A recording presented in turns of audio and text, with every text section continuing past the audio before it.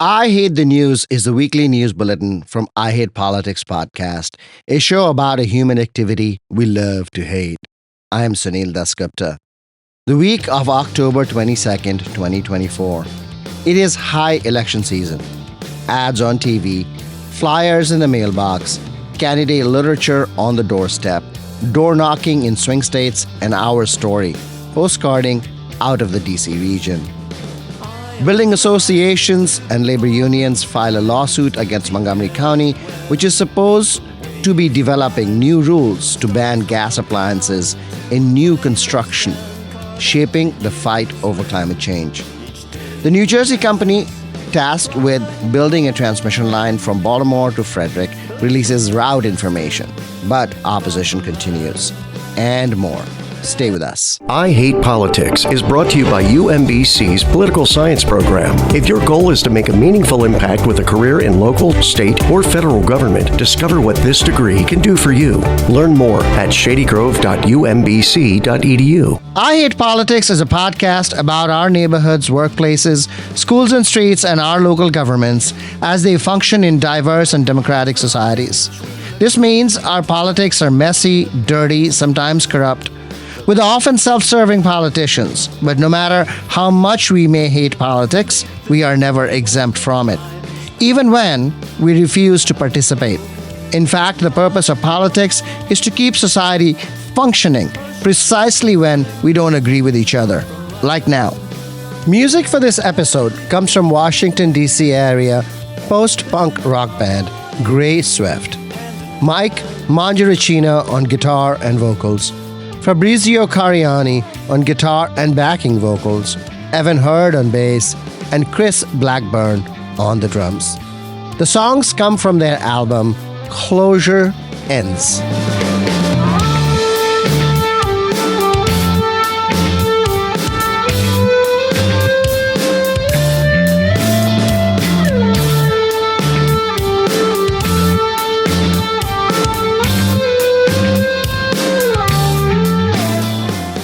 Last week, there was a shortage of first-class stamps in local post offices here in Montgomery County because people were bulk buying them for postcarding campaigns out of the super blue Washington, D.C. region to other parts of the country. Postcarding is now a growing part of campaigns. I asked D.C. resident and self-described Postcard Lady, Charlotte Bensada, how it works and how big it has become. I was 2 weeks ago at the Brentwood Post Office, which is the major distribution center in DC, and they told me they had sold 30,000 over a 2-week period, and that they were out and they were doing extra orders. When I started in 2017, it was a relatively novel effort started by a guy named Tony the Democrat that's based in Atlanta.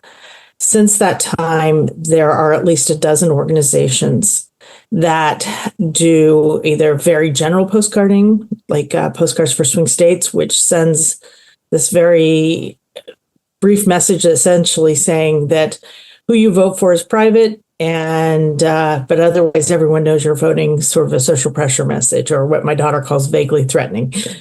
And then there's a bunch of them that are very, very focused on candidates, that are focused on getting a democratic message out.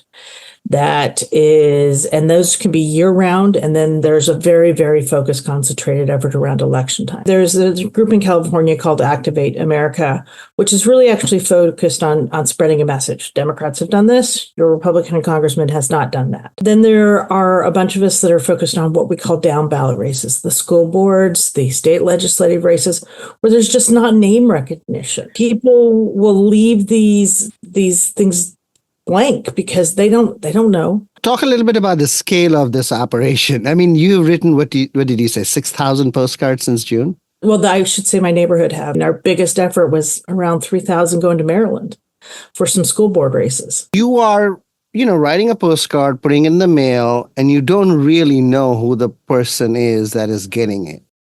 Right. We're literally addressing it as high voter. But do you sometimes address them by name?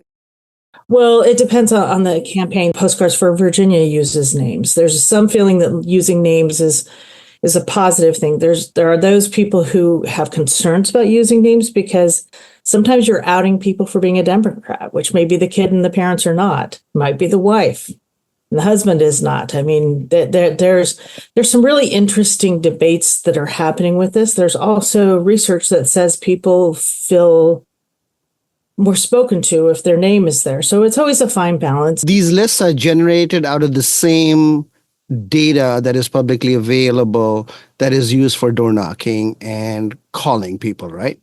Correct. Compared to door knocking, writing postcards in a group with friends, neighbors, seems like it's joyous. It can be a fabulous experience. Yes. I mean, and we did a lot more group writes before COVID. I mean, we would literally have 20 of us and we would knock out 400 or 500 at a time.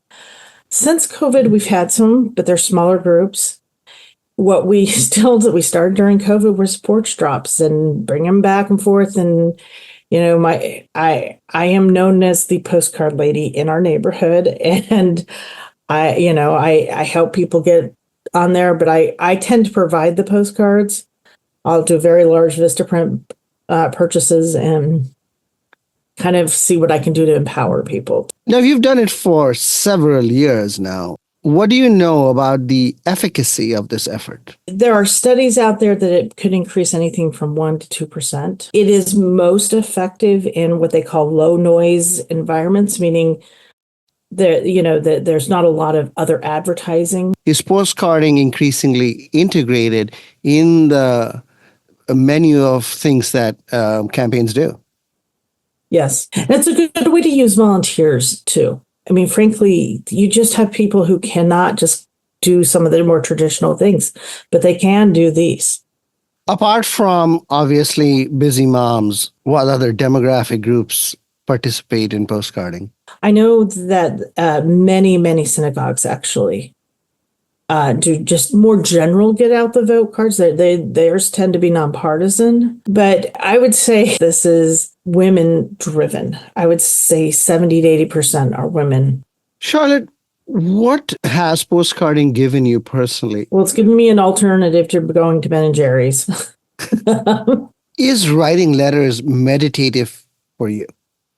Yes, it's like a mantra. I really love being able to write, vote for this person. They're going to do these things. This is a positive message. And the other part of this is it reinforces that democracy is many, many small acts. And that if it's one person who can do everything, well, then it's not a democracy.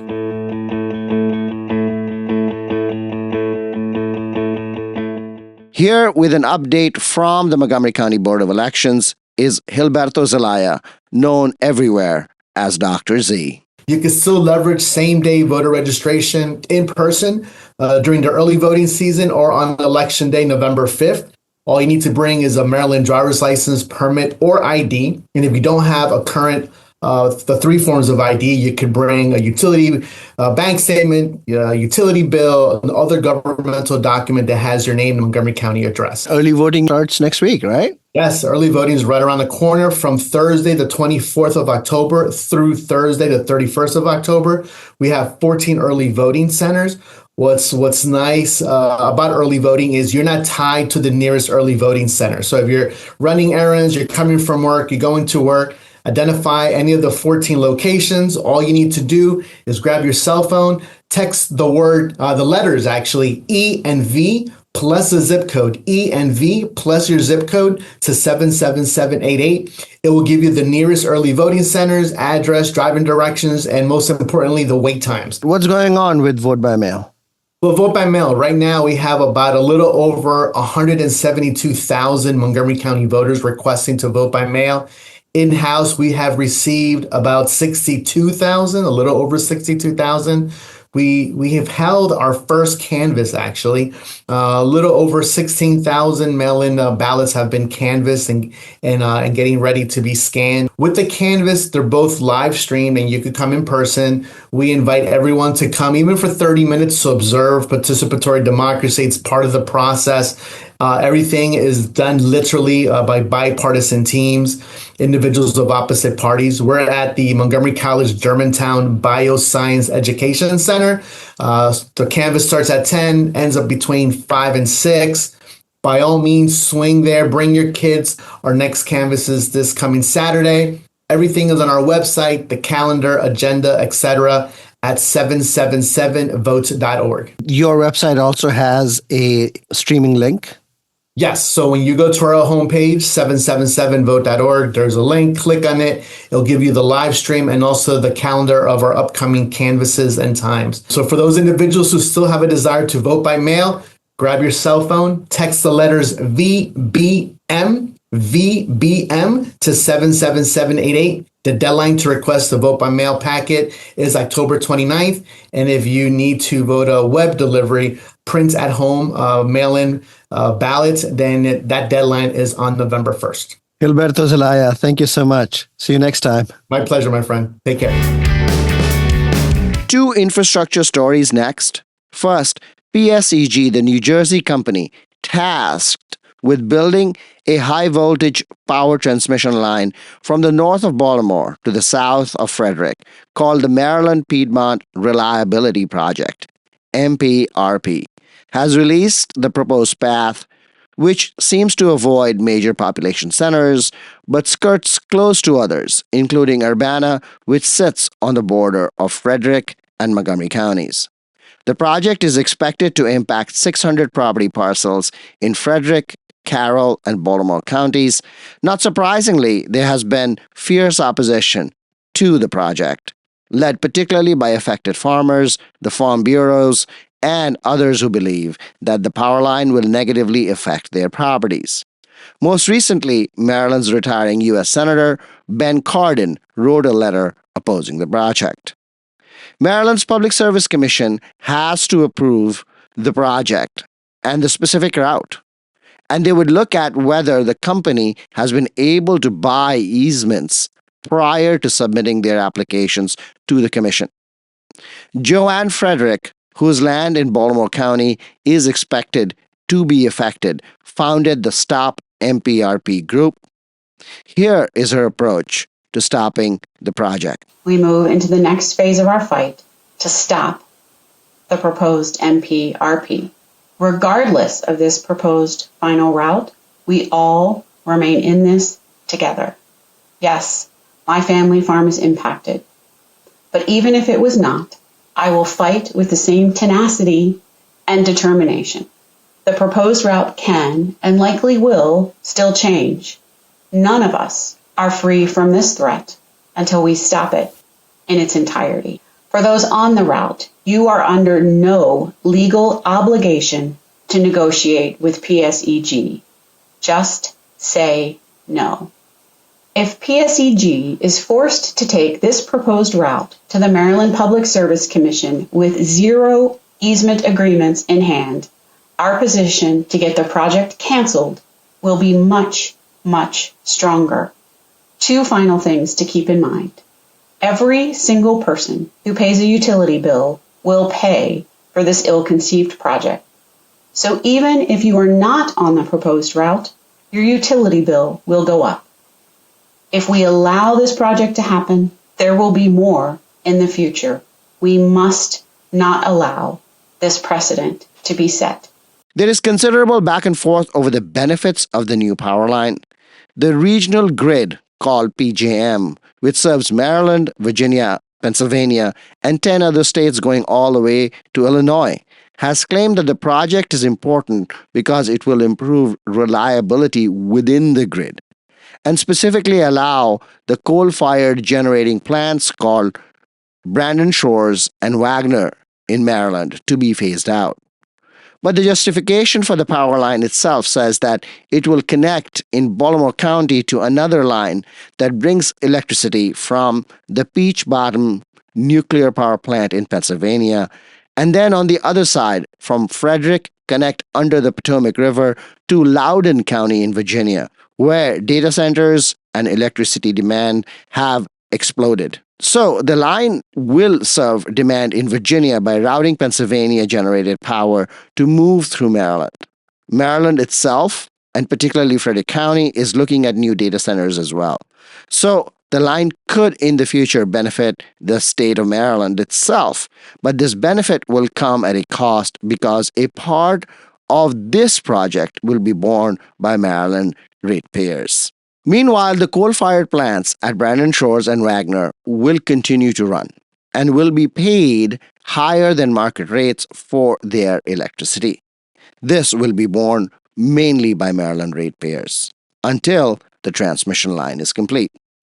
The state government has largely stayed out of the fight, but 2 weeks ago, the chair of Maryland's Public Service Commission, Fred Hoover, on this podcast called for aggressive state intervention in power planning, something that has not happened since Maryland deregulated electricity in 1999 under Governor Paris Glendening.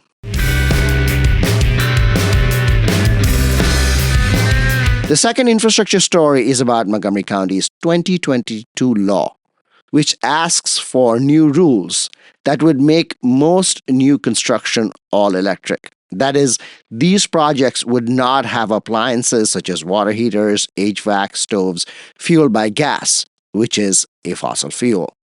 The law required the new rules to be in place by December 31st, 2026, which is 2 years away. Now, the National Association of Home Builders, Restaurant Law Center, National Federation of Independent Business, Maryland Building Industry Association, Washington Gas, Philadelphia, Baltimore, Washington Laborers District Council, and Teamsters Local 96 have filed a lawsuit in federal district court in Maryland to stop the law from taking effect. The plaintiffs argue that Montgomery County does not have the authority to ban gas appliances, which is authority given by the United States Congress to the EPA. Further, gas appliance ban will cause damage to the plaintiffs, their members, and their businesses. The state of Maryland has also passed new building energy standards, and these state rules may clash with those being developed by the county. The new all-electric law would affect all buildings, including significant renovation of current buildings. Taken together, electrification concerns are going to be front and center in the coming years and sit atop the effort to balance between climate goals and economic growth, including expanding housing stock to meet the massive pent-up demand and housing affordability.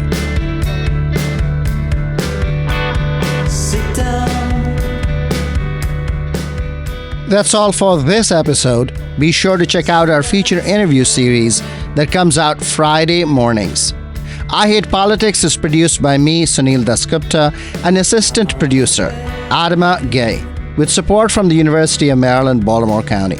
I direct UMBC's political science program at the universities at Shady Grove in Montgomery County, where, among other things, we explore and learn about politics, government, and society close to home. Music for this episode comes from Washington, D.C. area post-punk rock band Gray Swift. Mike Mangiaricino on guitar and vocals. Fabrizio Cariani on guitar and backing vocals. Evan Hurd on bass. And Chris Blackburn on the drums. The songs come from their album Closure Ends.